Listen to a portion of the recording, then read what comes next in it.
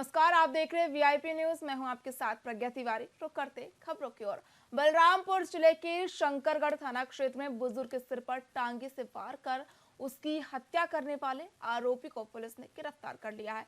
हत्या में सहयोग करने वाले एक अन्य सहयोगी युवक को भी पुलिस ने इस मामले में जेल भेज दिया है। दरअसल भंडार टोली में जितेंद्र कुजूर अपने एक दोस्त नीलू टोप्पो के साथ उसका पिकअप वाहन किराए में लेकर अपनी प्रेमिका से मिलने पहुंचा। इस दौरान मलुआ नेगिसिया ने जब इसका विरोध किया तो गुस्से में आकर जितेंद्र कुजूर ने पास में रखे टांगे से उसके सिर पर वार कर दिया, जिसमें बुजुर्ग बुरी तरह से घायल हो गया। वहीं उपचार के दौरान बुजुर्ग की जिला अस्पताल में मौत हो गई।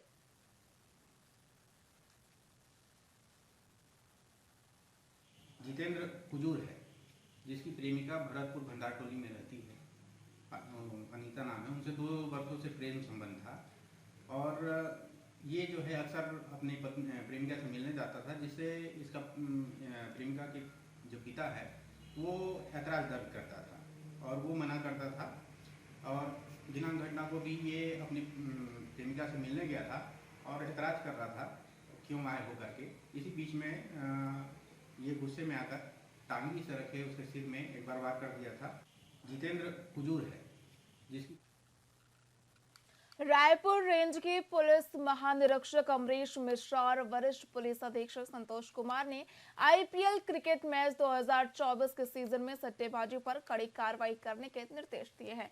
उन्होंने रायपुर पुलिस के सभी राजपत्रित अधिकारियों, थाना प्रभारी और एंटी क्राइम और साइबर यूनिट के प्रभारी को सट्टा खेलने या खिलाने वालों के खिलाफ सख्त कदम उठाने को कहा है। इन निर्देशों के तहत पुलिस विभाग ने आईपीएल मैच के दौरान क्रिकेट सट्टेबाजी के कारोबार में संलिप्त लोगों की पहचान कर उन्हें पकड़ने की योजना बनाई है। इसके अलावा सट्टा के कारोबार पर प्रभावी नियंत्रण लगाने के लिए सभी थाना क्षेत्रों में विशेष निगरानी रखने की योजना भी बनाई गई है।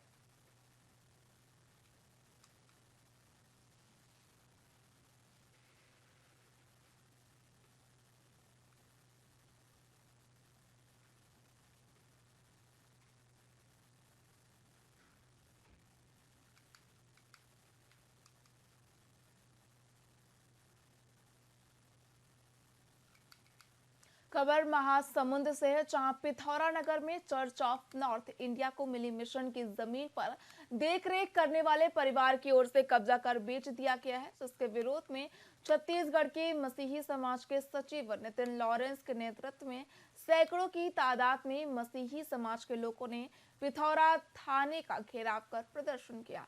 आपको बता दें कि पूर्व में भी नितिन लॉरेंस के नेतृत्व में इसी मामले को लेकर धरना प्रदर्शन किया गया था और लगातार मिशन की जमीन के संबंध में लंबे समय से प्रशासन से कार्रवाई करने की मांग की जा रही है, लेकिन इस संबंध में विभाग की ओर से कोई कार्रवाई नहीं की जा रही है, जिससे मसीही समाज में आक्रोश व्याप्त है। छत्तीसगढ़ का पावर ऑफ अटर्नी होल्डर हूँ प्रॉपर्टी का। एसडीएम साहब ने बोला है कि अभी तुरंत स्टे कर रहे हैं, स्थगन आदेश दे रहे हैं, कोई भी कार्य नहीं होगा। और हम जब एसडीएम साहब के साथ चर्चा करने पे जब रजिस्ट्री पेपर को जब वो देखे, तब रजिस्ट्री में चौंकाने वाली बात है, रजिस्ट्री हो गया B1 नहीं है, उसके B1 के बिगर रजिस्ट्री हो गया है। और पुलिस प्रशासन का सपोर्ट तो नहीं रहा, क्योंकि पुलिस प्रशासन नामजद FIR करा रहे हैं तो उस पर कार्रवाई करने से डर रही है। आश्वासन पूरी नहीं होने पे आगे क्या कार्रवाई रहेगी? धरना प्रदर्शन करेंगे।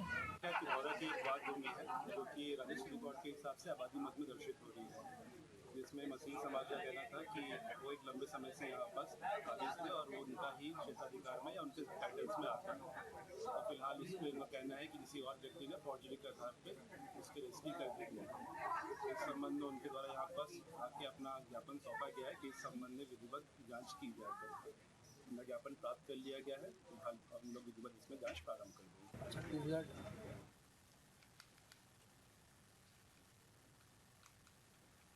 दक्षिण विधानसभा उपचुनाव को लेकर राजनीतिक गर्मियां तेज हो गई हैं। भाजपा और कांग्रेस के बीच बयानबाजी भी जोर पकड़ चुकी है। वहीं इसे लेकर कांग्रेस प्रदेश अध्यक्ष दीपक बैज ने पुराने कांग्रेस भवन में एक पत्रकार वार्ता को संबोधित करते हुए भाजपा पर तीखा हमला बोला। उन्होंने कहा कि भाजपा घर घर जाकर युवाओं को ताश के पट्टे बांट रही है। बता दें कि भाजपा की मौजूदा सरकार युवाओं को सत्ता और हिंसा की ओर धकेल रही है।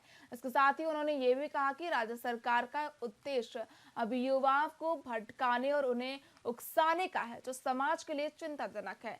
बैज ने भिलाई में हुए एनकाउंटर को भी लेकर भाजपा पर निशाना साधा और कहा कि जिस प्रकार से वैशाली नगर विधायक की ओर से एक युवक के साथ कथित झगड़े को लेकर हरकत की गई, क्या उस पर पुलिस कार्रवाई की जाएगी।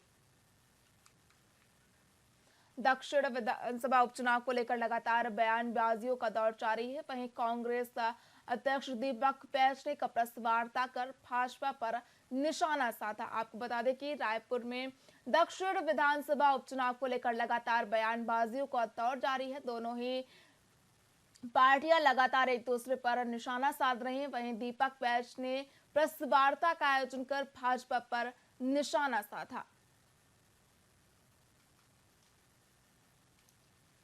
ये जनता के बीच में बट रहा है, एक एक घरों में बट रहा है, युवाओं में बट रहा है।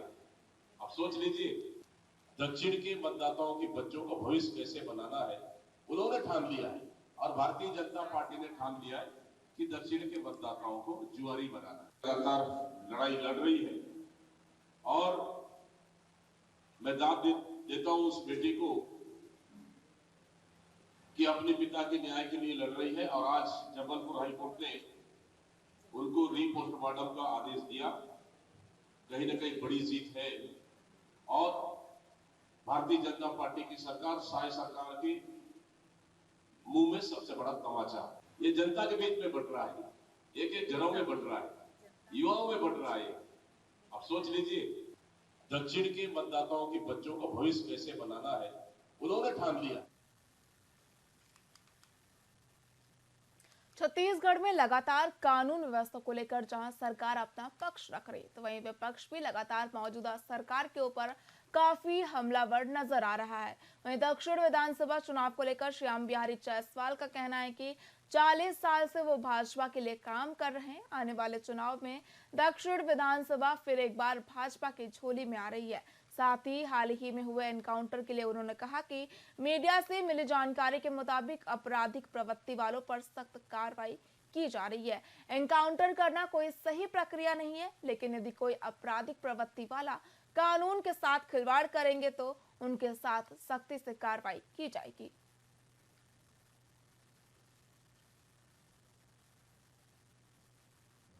देखिए, हम शुरू से कहते आ रहे हैं कि प्रदेश में लॉ एंड ऑर्डर की जो स्थिति है उसको खराब करने वालों को किसी भी कीमत पर सरकार जो है बख्शने वाली नहीं है। और जहां तक इनकाउंटर की बात है उसकी मुझे जानकारी अभी नहीं है, क्योंकि मैं अभी सुबह से समाचार देख भी नहीं पाया हूं। लेकिन अगर आप लोगों के माध्यम से पता चल रहा है कि इनकाउंटर हुआ है, तो सरकार की मंशा कतई नहीं है कि इनकाउंटर कराए, लेकिन अपराधी जहां भी कानून को हाथ में लेकर कानून का गला दबाने का काम करेंगे, वहां सरकार सख्ती से कदम उठाएगी।